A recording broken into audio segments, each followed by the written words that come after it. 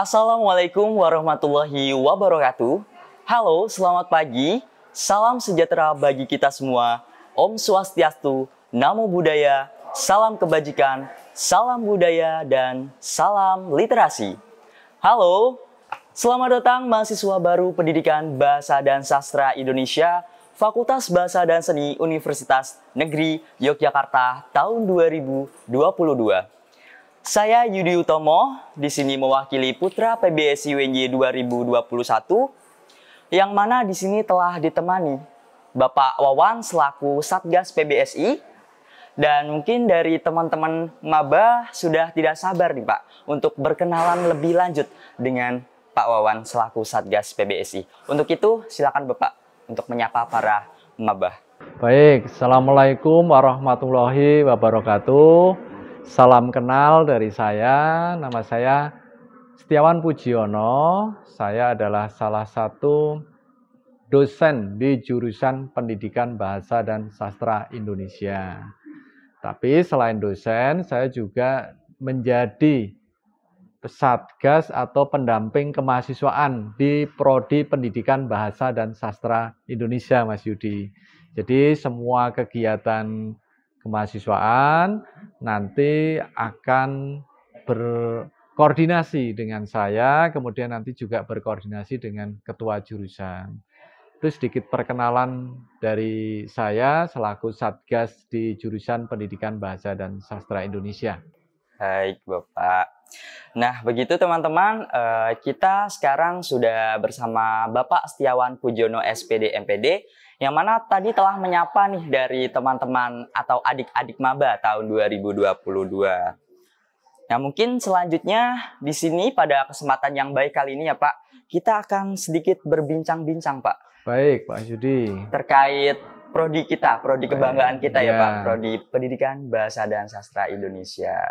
Yang mana di sini saya telah menyiapkan beberapa pertanyaan Pak untuk kita diskusikan. Biar nanti mahasiswa baru mendapatkan informasi ya Mas Yudi. Iya benar Bapak. Karena mungkin dari mahasiswa baru juga penasaran Pak terkait prodi kita. Prodi Pendidikan Bahasa dan Sastra Indonesia ya Pak. Nah mungkin langsung saja ya Pak. Siap, kita Mas mulai Yudi. dari yang pertama, karena kita tentunya sebagai mahasiswa akan melangsungkan berbagai kegiatan yang banyak sekali ya Pak tentunya Pak. Nah mungkin dari itu apa saja sih Pak kegiatan dari mahasiswa PBSI kita? Baik, sebelum berbicara tentang kegiatan mahasiswa PBSI ya, saya ingin mengucapkan dulu Mas Yudi, selamat bergabung untuk mahasiswa baru di Prodi Pendidikan Bahasa dan Sastra Indonesia. Nah, Prodi Pendidikan Bahasa dan Sastra Indonesia itu masuk dalam jurusan. Jadi ada jurusan, ada dua prodi Mas Yudi ya. Pertama saya kenalkan dulu, ada dua prodi. Prodi PBSI atau Pendidikan Bahasa dan Sastra Indonesia, dan ada Prodi Sastra Indonesia atau dikenal dengan Sasing.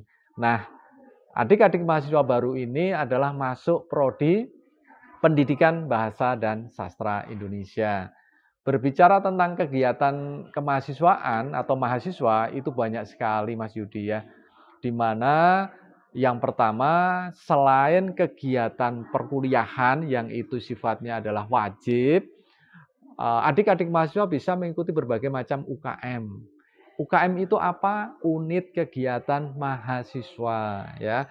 Ada UKM tingkat fakultas, ada tingkat universitas, bahkan yang terendah salah satu kegiatan kemahasiswaan di tingkat prodi itu ada HIMA, Himpunan Mahasiswa PBSI. Nah, ini Mas Yudi ini salah satunya ya. Salah satunya pengurus HIMA di jurusan Pendidikan Bahasa dan Sastra Indonesia. Kemudian ada UKM. UKM itu di fakultas ada UKM Limlat. Itu bergerak dalam penulisan karya ilmiah. Ada UKM yang Unstrat, itu juga ada di tingkat universitas. Ada UKM yang senang nyanyi, itu juga ada. Yang senang drum band ada, olahraga ada. Semua bidang bakat dan minat mahasiswa ada di UKM, Mas Yudi. Baik itu di tingkat fakultas maupun universitas. Tinggal pilih saja nanti ya. Nah, Itu sementara terkait dengan UKM, nanti teman-teman mahasiswa baru bisa bagaimana cara mendaftar, cara ikutnya, nanti bisa melihat di website maupun menghubungi kakak-kakak yang sudah pernah ada di UKM masing-masing itu. Gitu Mas Yudi, informasi terkait dengan kegiatan kemahasiswaan di tingkat fakultas maupun prodi. Wah, banyak sekali ya teman-teman. Seperti yang telah disebutkan Pak Wawan tadi, ada teater, terus ada musik, yang mana kebetulan saya mengikuti teater dan musiknya Pak di sini. Gitu ya. Jadi mungkin dari adik-adik maba nanti kalau semisal mau ingin mendaftar di musik ataupun di teater juga bisa menghubungi saya gitu ya. Dan seperti yang telah disebutkan Pak Wawan tadi, berbagai kegiatan dari mahasiswa PBSI itu sangat banyak, yang mana juga harus ditunjang dengan fasilitas ya Pak. Nah, mungkin dari fasilitas yang ada di PBSI itu apa saja ya Pak? Fasilitas terkait untuk menunjang ya berbagai macam kegiatan ya. Otomatis fasilitas ini yang pertama ada fasilitas yang sifatnya tempat ya Mas Yudi ya. Tempat selama itu jam kerja, teman-teman mahasiswa yang di UKM mau berkegiatan bisa menggunakan tempat di FBS ini. Tidak hanya di prodi, tapi kita di bawah Fakultas Bahasa dan Seni ya. Kita bisa berkegiatan, tempat sudah disediakan semuanya. Bahkan di tingkat prodi maupun UKM itu dari fakultas juga ada anggarannya. Anggaran untuk pelaksanaan berbagai macam kegiatan. Tapi anggaran tidak sekedar terus diberikan, Mas Yudi ya. Otomatis harus mengajukan, membuat proposal, kegiatannya apa jelas, baru nanti fakultas akan menganggarkan sesuai dengan budget atau anggaran kegiatan tersebut. Jadi tempat, anggaran, kemudian juga Fakultas Bahasa dan Seni juga menampung prestasi mahasiswa. Jadi semua prestasi di tingkat UKM, di tingkat fakultas, universitas, nasional, internasional, semuanya diwadahi. Nah, semua wujud prestasi diwadahi dalam bentuk aplikasi yang namanya presma.unj.ac.id.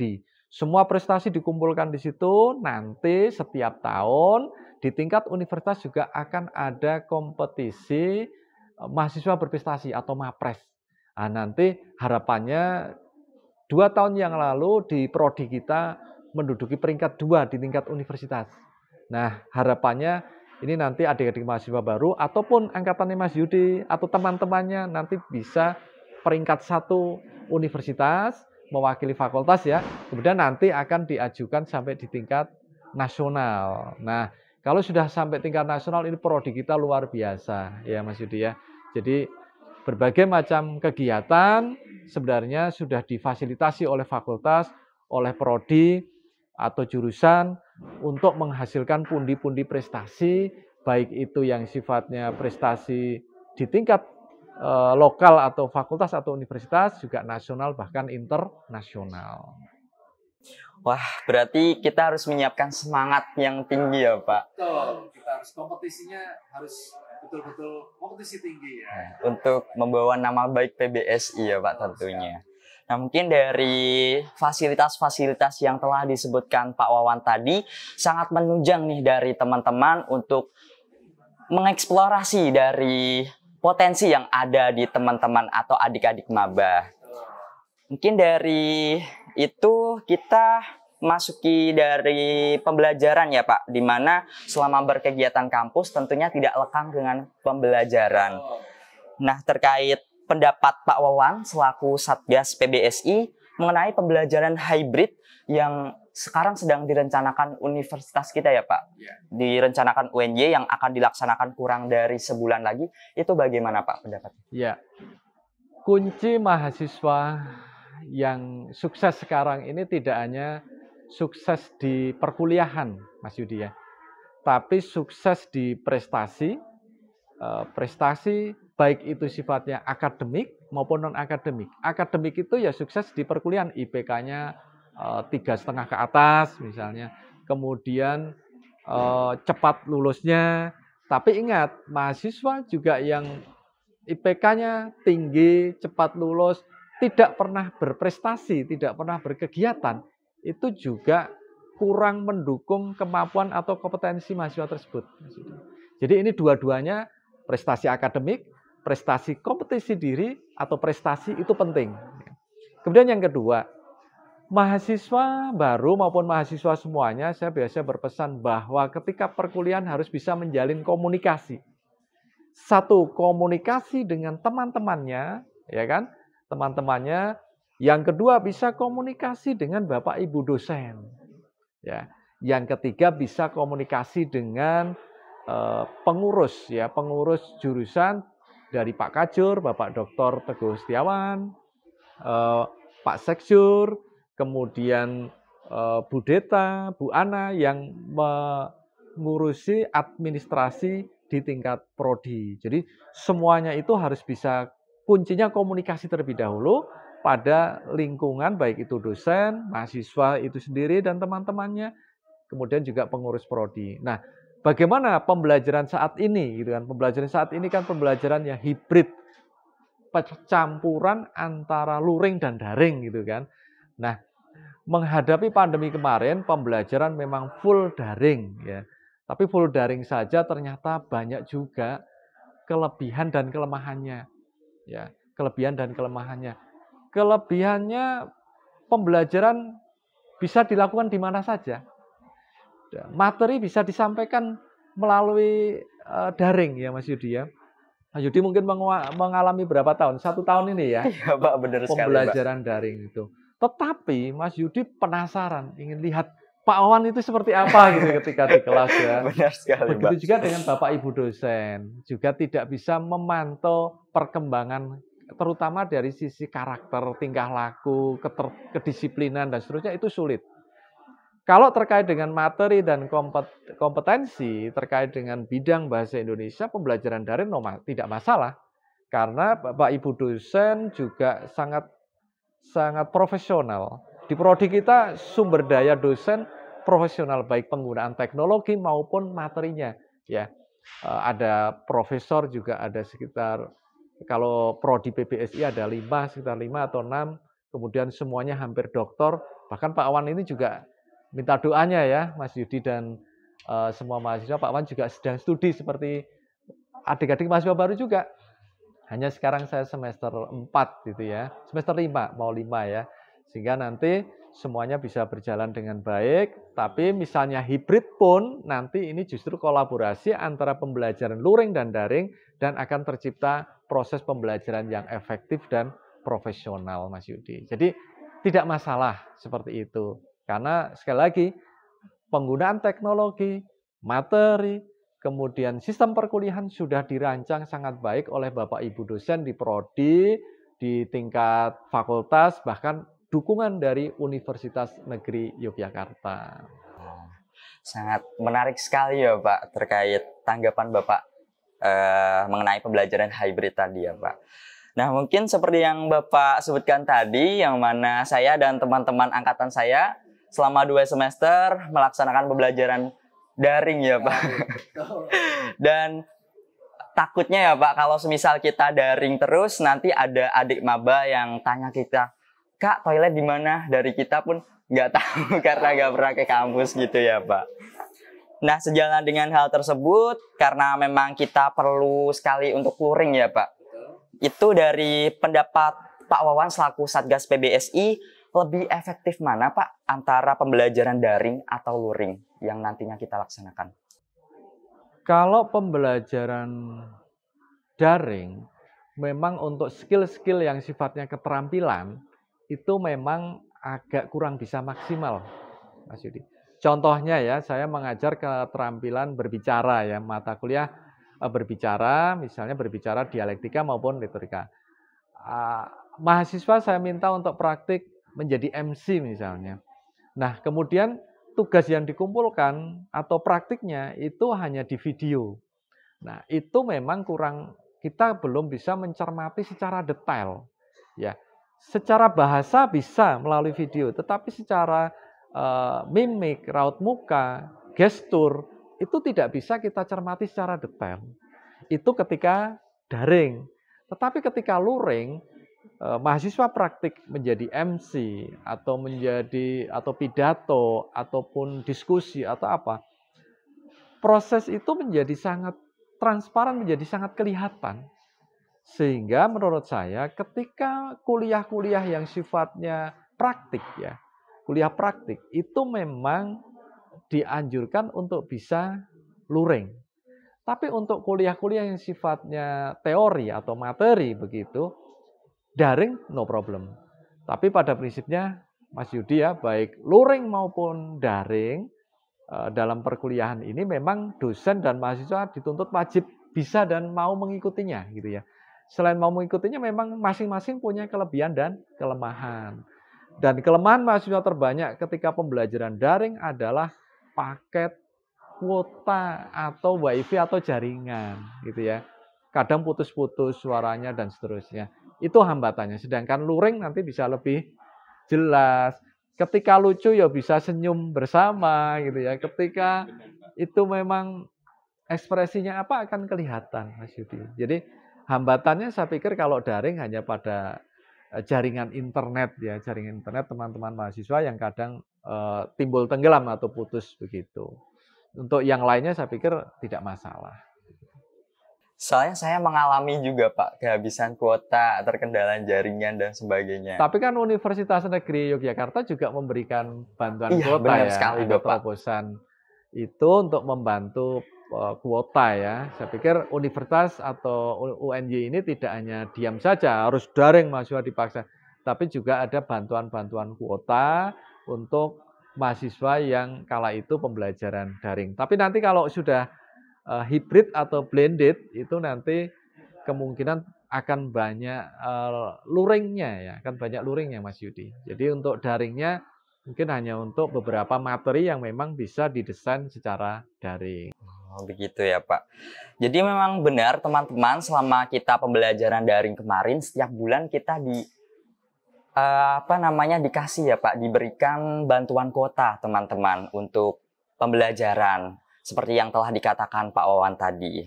Nah, mungkin dari pembelajaran yang hybrid tadi kita sistemnya 50-50 ya Pak. Ganjil genap. Oke, nanti kalau sistem pembelajaran hybrid di sini banyak mahasiswa yang bertanya, apakah 50-50 ya Pak? 50 daring, 50 luring gitu ya Pak. Itu nanti sangat bergantung desain oleh masing-masing Bapak Ibu dosen. Masing-masing karakter mata kuliah ya. Kalau Pak Awan mungkin minggu ini daring, minggu depan luring juga bisa ya. Atau setiap pertemuan bisa juga separuh atau setengahnya itu luring, separuhnya daring gitu ya. Itu bisa juga ya. Sangat bergantung pada desain Bapak Ibu dosen dalam mendesain pelaksanaan perkuliahan di suatu mata kuliah gitu ya. Jadi Pak Awan mungkin malah bisa juga 70% daring, 30% luring bisa juga. Atau sebaliknya. Nanti Pak Awan akan coba desain sesuai dengan karakteristik mata kuliah. Misalnya mata kuliah berbicara, itu sangat mungkin 50% daring, 50% luring. Ya. 50%-nya praktik, nanti yang 50% untuk diskusi dan pemahaman terkait dengan keterampilan berbicara misalnya ya. Menulis misalnya, bisa juga 50-50 gitu kan. Nah, 50-50 sangat mungkin. Itu Mas Yudi ya. Jadi nanti ada beberapa alternatif solusi untuk pembelajaran hibrid ini bisa 50-50 bahkan bisa porsinya 70-30 atau mungkin 60-40% begitu. Oke, kalau gitu siapkan semangat kita untuk pembelajaran daring yang sudah kita nantikan ya Pak. Pembelajaran luring ya luring sekarang maksudnya yang kita nantikan ya. Dari yang sampai dulu 2 tahun, 2 tahun pembelajaran daring. Sekarang sudah mau luring. Luring yang kita nantikan. Tapi tetap tidak meninggalkan daring karena daring juga ternyata ada beberapa sisi kelebihan dan positifnya begitu. Oke, baik Bapak. Mungkin dari tadi terkait pembelajaran sudah disebutkan oleh Pak Wawan dari keefektifannya nih, dari kelebihannya, kekurangannya dan sebagainya. Mungkin ini yang ditunggu-tunggu mahasiswa PBS ini Pak, terutama adik-adik maba terkait prestasi nih Pak. Karena sebagai mahasiswa seperti yang Bapak Wawan sebutkan tadi perlu sekali untuk meraih prestasi sebanyak-banyaknya ya Pak. Nah, untuk itu prestasi apa saja Pak yang telah ditorehkan oleh mahasiswa PBSI tentunya? Prestasi yang pernah diperoleh oleh kakak angkatan Anda yang sudah alumni ataupun yang sekarang masih studi itu luar biasa. Tahun yang lalu kita mendapatkan juara 2 di tingkat universitas, yaitu Presma, prestasi mahasiswa atau MAPRES ya, mahasiswa berprestasi. Ini menunjukkan bahwa mahasiswa prodi kita bisa juara 2 karena prestasinya banyak, Mas Yudi. Kalau tidak banyak, tidak mungkin bisa juara 2 di tingkat universitas. Saya optimis sebenarnya juara 1, tetapi karena masih ada yang lebih berdasarkan hasil penilaian di universitas, maka kita juara 2 gitu ya. Sebelumnya pernah juara 1 ya, itu kalau tidak salah 5 atau 7 tahun yang lalu gitu ya. Nah, prestasi apa yang seharusnya kita pupuk? Prestasi kita cukup banyak di bidang sastra.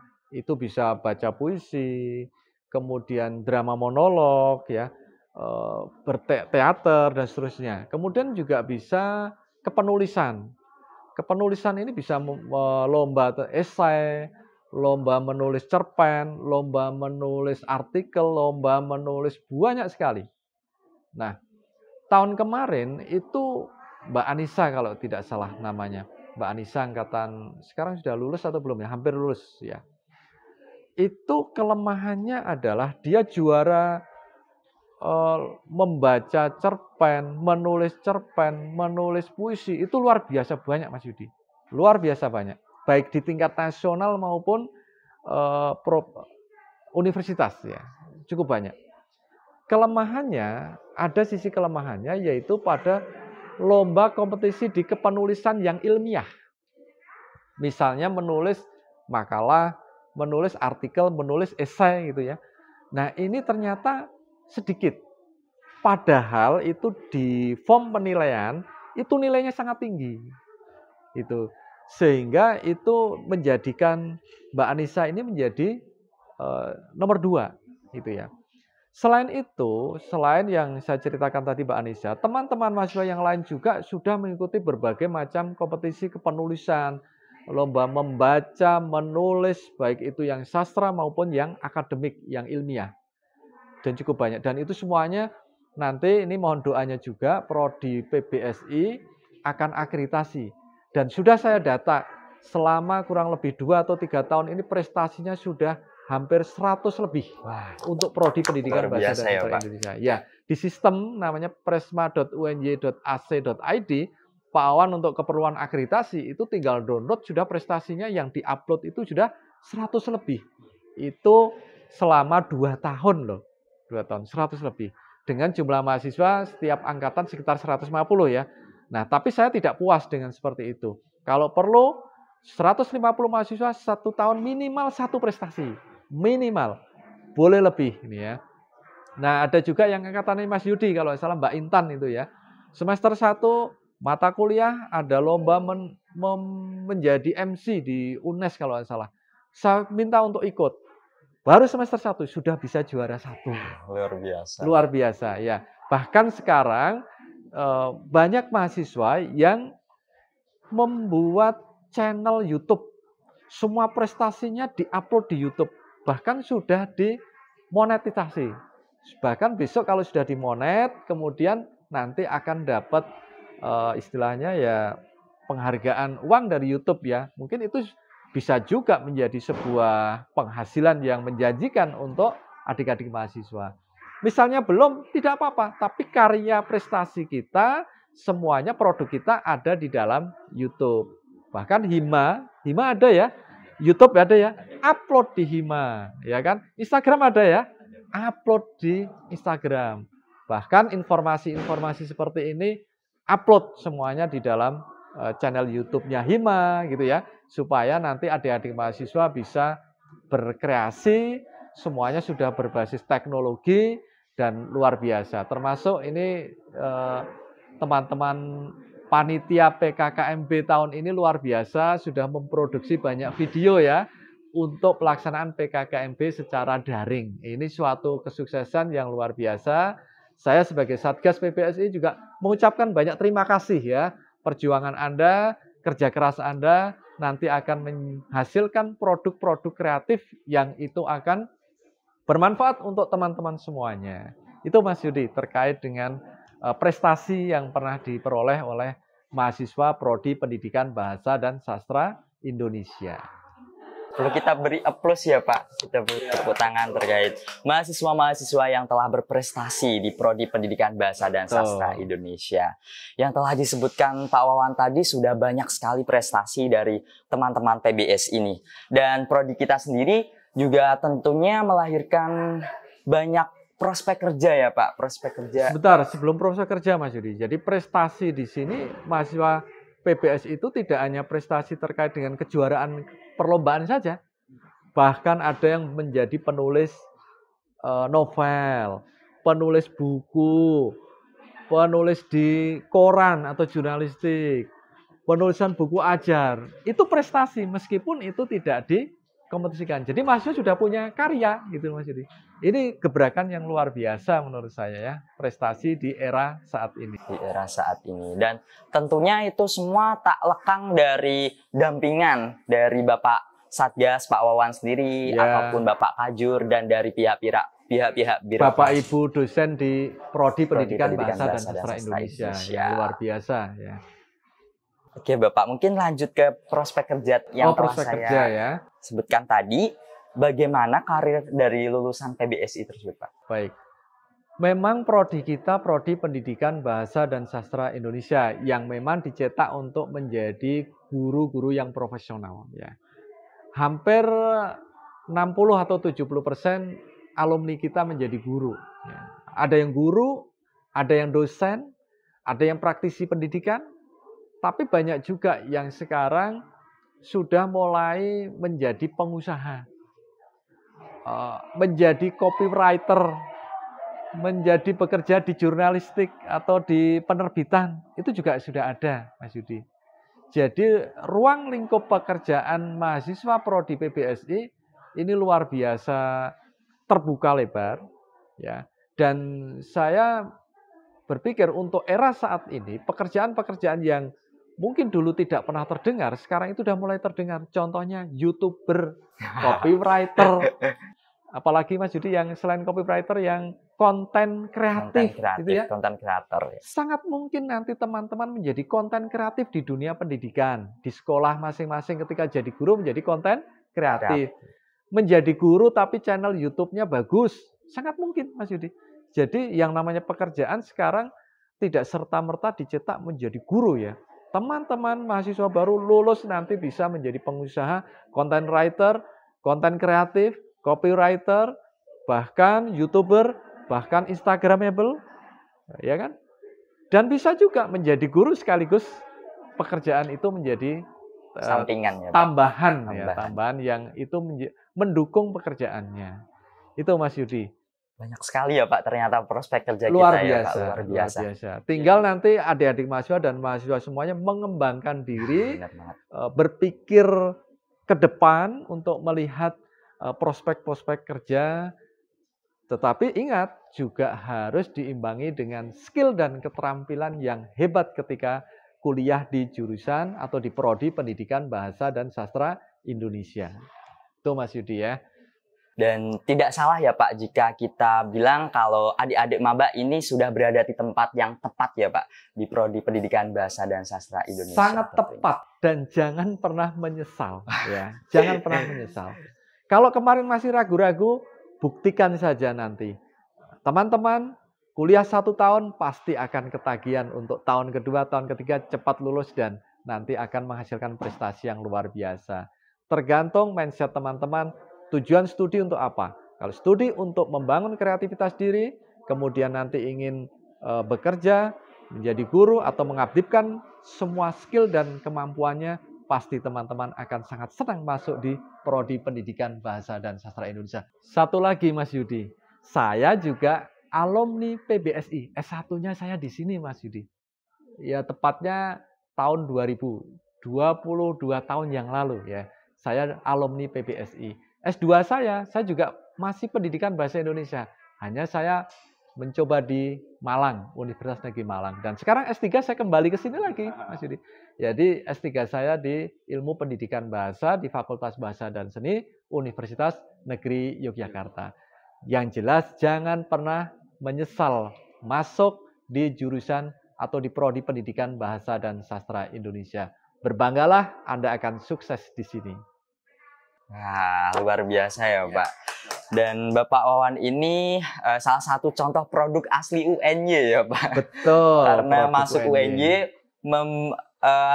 menjadi dosen juga di Universitas. Sudah banyak alumni PBSI yang menjadi dosen di berbagai macam universitas di Yogyakarta maupun di ada yang di UNJ, ada yang di